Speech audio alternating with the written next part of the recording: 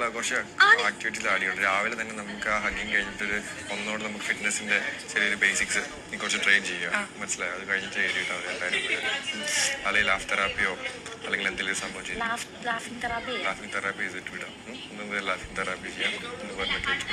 എന്നിട്ട് അവിടെ പോയിട്ട് നമ്മൾ ഫുഡൊക്കെ കഴിച്ച് കഴിഞ്ഞിട്ട് ടാസ്കിന് വരാൻ ലൈറ്റ് ആവുമല്ലോ, ഉച്ചയ്ക്കൊക്കെ ആയിരിക്കും ടാസ്ക് വരാൻ ചാൻസ്. ഇത് പാട്ട് കഴിയുമ്പോൾ തന്നെ ബെല്ലടിക്കും, ബാറ്ററി ചേഞ്ച്. ബാറ്ററി നമുക്ക് ബാറ്ററി ഒരാളെ കൊണ്ട് എടുപ്പിച്ചിട്ട് ബാക്കിയുള്ളവർ അല്ലെങ്കിൽ എല്ലാവരും കൂടി പോകും. പിന്നെ വേറെ ഒരു പറഞ്ഞു കഴിഞ്ഞാൽ ക്യാപ്റ്റൻ ചെയ്തോളൂ, ബാറ്ററി ആരും ക്യാപ്റ്റൻ ചെയ്തോളൂ. ക്യാപ്റ്റന്റെ റോൾ കൊടുത്തില്ല പുള്ളിക്കാരി ഇപ്പൊ തന്നെ പവർ ടീമിനെ കുറ്റപ്പെടുന്നു. വേറൊരു കാര്യം, ഈ ഡാൻസിന് വരുന്നവർ ചിലപ്പോൾ ആ സമയത്ത് പല്ലേക്കാത്തതും ഇതൊക്കെ ഉണ്ടാവും. അപ്പൊ അവർ അതിനുള്ള ടൈം ചോദിക്കും. നമ്മളിപ്പോ അത് കഴിഞ്ഞിട്ട് നമ്മളിപ്പോ പെട്ടെന്ന് ചെറിയൊരു ലാഫ് തെറാപ്പി പാട്ട് 5 മിനിറ്റ് ഓർത്താൽ മതി. ഏതെങ്കിലും പാട്ടിനല്ലായിരുന്നു പാട്ട് 1-2 മിനിറ്റ് ജസ്റ്റ് ഒരു നമ്മള് ഒരു ലാഫ് തെറാപ്പി നിനക്ക് ഇഷ്ടമുള്ളത് ചെയ്തോ. എന്തെങ്കിലും ഒരു ചെറിയ എന്തെങ്കിലും യോഗ, ചുമ്മാ ബോഡി സ്ട്രെച്ച് ആക്കുന്നത്, എന്തെങ്കിലും പരിപാടി, ചെറിയൊരു ദേഹം അനങ്ങുന്നത്. അതായത് നമ്മൾ സ്റ്റാർട്ട് ചെയ്യുമ്പോൾ നമ്മുടെ ഡേ സ്റ്റാർട്ട് ചെയ്യുമ്പോൾ നമ്മൾ ദേഹം അനങ്ങി സ്റ്റാർട്ട് ചെയ്യണമെന്ന് പറഞ്ഞിട്ട് അത് കൊടുക്കുക.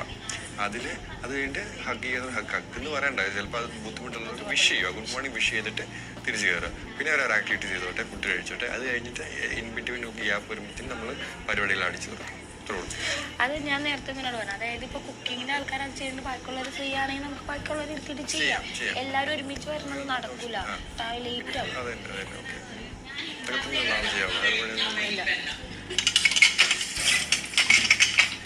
നിങ്ങൾക്ക് ദേഷ്യം വന്ന് നിങ്ങൾക്ക് എന്താ പറയുന്നത് നിങ്ങൾക്ക് ബോധമില്ല. ഞാൻ അടിക്കില്ല എന്നുള്ള മൈൻഡിൽ തന്നെ എന്തായാലും പോക്കും. അവരെന്നെ അടിപ്പിക്കാൻ നോക്കണേ എല്ലാവരും കൂടിയിട്ട്.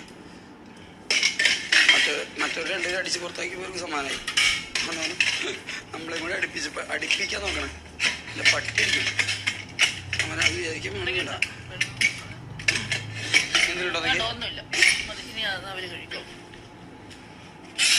ഫ്ലൈറ്റുകളൊന്നും ഇല്ല ഇല്ല.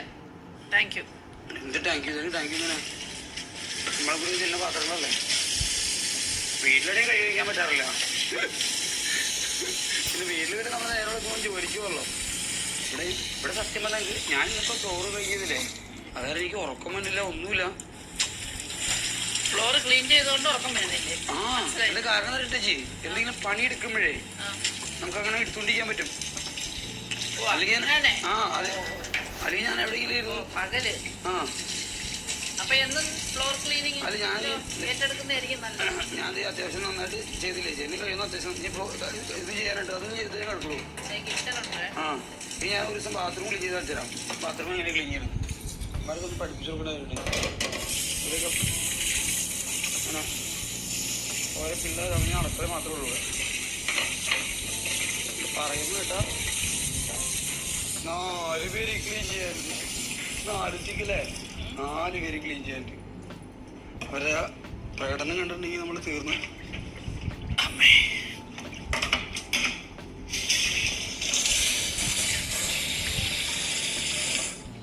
ഇന്നലെ നമ്മൾ കൊടുത്തപ്പോൾ എല്ലാവർക്കും ഇഷ്ടപ്പെട്ടു. കാരണം ഇന്നലെ ഞാൻ നോമിനേഷൻ കാര്യങ്ങളും അവർക്ക് വലിയ കാര്യമാണ്, കിട്ടുന്ന ഓപ്പർച്യൂണിറ്റിയാണ്. മാക്സിമം നമ്മൾ അങ്ങനെ എൻജോയ് ചെയ്ത് പല രീതിയും വേണം, മനസ്സിലായോ? അറ്റ് എൻഡ് വീക്കെൻഡിൽ പുള്ളിക്കാരൻ വന്ന് ചോദിക്കുമ്പോൾ നമ്മൾ എന്ത് കൊടുത്തു എന്ന് ചോദിക്കുമ്പോഴത്തേനും മനസ്സിലായോ? അതൊരു പോയിന്റാണ്. ചോദിക്കുമ്പോൾ നമ്മുടെ കയ്യിൽ എന്തെങ്കിലും വേണം. ഇങ്ങനെ നമ്മൾ ജിൻഡോയെ മാത്രം ശിക്ഷിക്കുക കാര്യമില്ലല്ലോ, അതല്ലല്ലോ നമ്മുടെ പണി. ബാക്കി കാര്യങ്ങളുണ്ടല്ലോ. ജിൻഡോ പവർ ടീമിലാണെങ്കിലും പുറത്താണെങ്കിലും ഞാനൊക്കെ നീ കുഴപ്പമില്ല. 4 ദിവസത്തെ ഫ്ലോർ എനിക്ക് സോറി പറയണം കേട്ടോ. നാളെ രാവിലെ ഞാനത് പറയുന്നല്ലേ ഞാൻ മുട്ട ഇതാക്കിയത്. ഞാൻ ആ ടൈമിൽ ഓൾറെഡി സോറി പറഞ്ഞു. പക്ഷേ എല്ലാവർക്കും അത് എത്തിയിട്ടില്ലെങ്കിൽ ഒരിക്കൽ കൂടി അത് പിന്നെ അതിന് നിങ്ങൾക്ക് പണിഷ്മെൻറ്റ് തരാൻ എല്ലാവരുടെ അഭിപ്രായം. പുറമേ ഉള്ള എല്ലാ ആൾക്കാർക്കും എനിക്ക് പണിഷ്മെൻറ്റ് കൊടുത്തത് തെറ്റാണെന്ന് അവർ പറയുകയാണെങ്കിൽ തീർച്ചയായും നീയും പുള്ളിയും തീരുമാനം എടുത്തിട്ട് പണിഷ്മെൻറ്റ് തരണം. അതിനെനിക്ക് കുഴപ്പമില്ല, അത് ഞാൻ ചെയ്യാം, കുഴപ്പമില്ല. ആ സമയത്ത്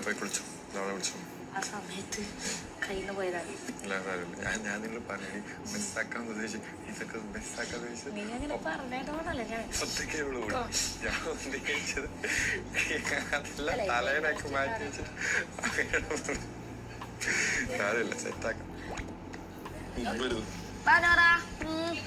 വരൂ.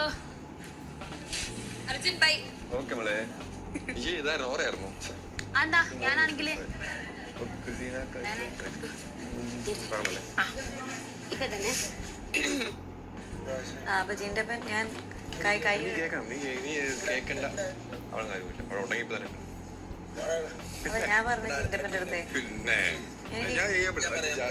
ജാസ്മിൻ എന്നൊക്കെ വായി വരും. അൻസിബ നിങ്ങളുടെ ഇതിൽ പറയുന്നത് കേൾക്കണം, നീ കേൾക്കാൻ താല്പര്യം എന്ന് പറഞ്ഞ പോയിട്ട് കാര്യം പുള്ളിക്കാരൻ എന്താ പറയണത് നീ കേൾക്കണം. കാരണം ഇവിടെ പലയിടത്തും പല കാര്യങ്ങളും പറഞ്ഞു. ഇപ്പോഴും ചിലർക്ക് മുമ്പോട്ടൊന്നും പറയാൻ പേടിയുണ്ട്. ഇതെന്താ പറയാ ഇത് എൻ്റെ അടുത്ത് ഇത്ര പറഞ്ഞു ഇതൊന്നും പറയുന്നത് അടിച്ചു വാരി കൊണ്ടിരുന്ന ഉച്ചയ്ക്ക് ഇത് ഏത് രീതിയിലാണ് എന്ന് അങ്ങേര് പറയുന്നില്ല. പക്ഷെ നമുക്ക് തലയിൽ അങ്ങനെ ആക്കാനുള്ള രീതിയിൽ അങ്ങേര് ഇട്ട് വെച്ചിട്ടുണ്ട്. ഇന്നലെ വർക്കൗട്ട് ഗേൾസിന് വർക്കൗട്ട് ചെയ്തു.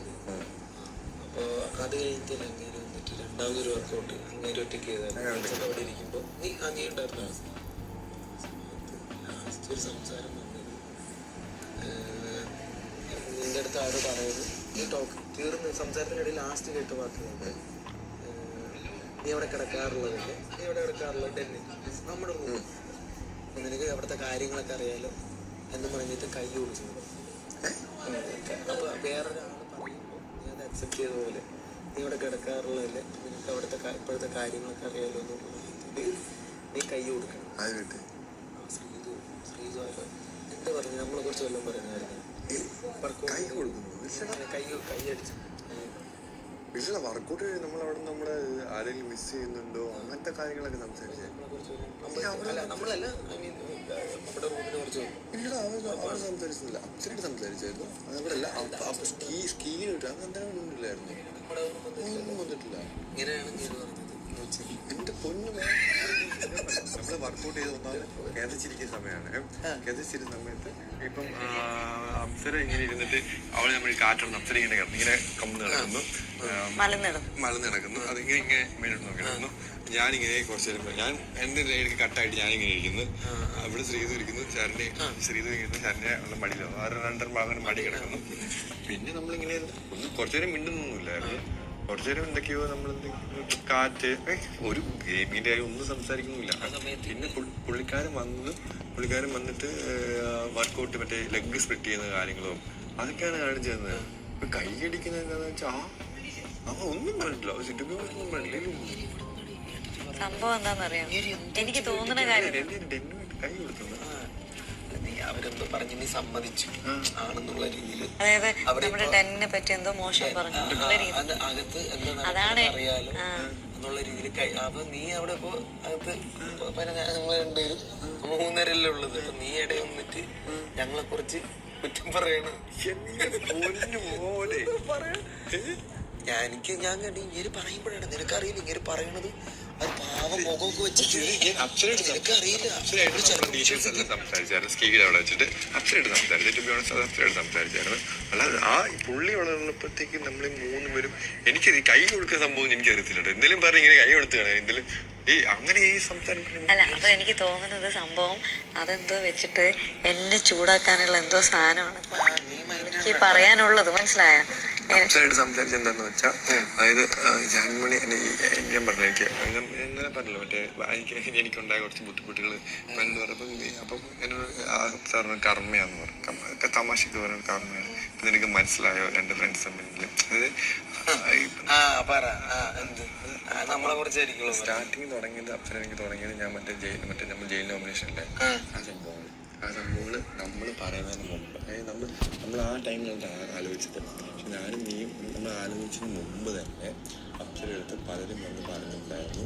അതായത് ഈ പ്രശ്നം തുടങ്ങാൻ കാരണം അപ്സരയാണ് തോക്കുന്നത്. ആരോഗ്യയുടെയും ജാന മറ്റേ സിജുവേട്ടൻ നീ എനിക്കറിയത്തില്ല. നമ്മൾ സംസാരിച്ചത് പുറത്ത് പോയി എനിക്കറിയത്തില്ല. നമ്മൾ എനിക്കറിയത്തില്ല, ഞാൻ പറഞ്ഞിട്ടില്ല, അതെനിക്കറിയത്തില്ല. അപ്പം അത് ഇവരോട് ഇതിനു മുമ്പ് കുറേ പേര് ഇങ്ങനെ പറഞ്ഞു നടത്തുന്നുണ്ടായിരുന്നു. അത് കഴിഞ്ഞ് പെട്ടെന്ന് വന്ന് നീ ഞാൻ പറഞ്ഞപ്പോൾ അവിടെ ഷോക്കായി ഞാൻ മറ്റേ ഭയങ്കര മറ്റേ സന്തോഷത്തോടെ അപ്പോൾ നമ്മുടെ റാസ്കൽ എന്നുള്ള വേർഡ് മാത്രമാണ് നമ്മൾ റെസ്പെക്ട് എനിക്ക് മനസ്സിലാവുന്നുണ്ട്. പക്ഷെ ഞാൻ അവള് കാരണം ആ പ്രശ്നം തുടങ്ങിയത് അവൾക്ക് ആ ടൈം നോക്കി അത് കഴിഞ്ഞു. അതുകൊണ്ടാണ്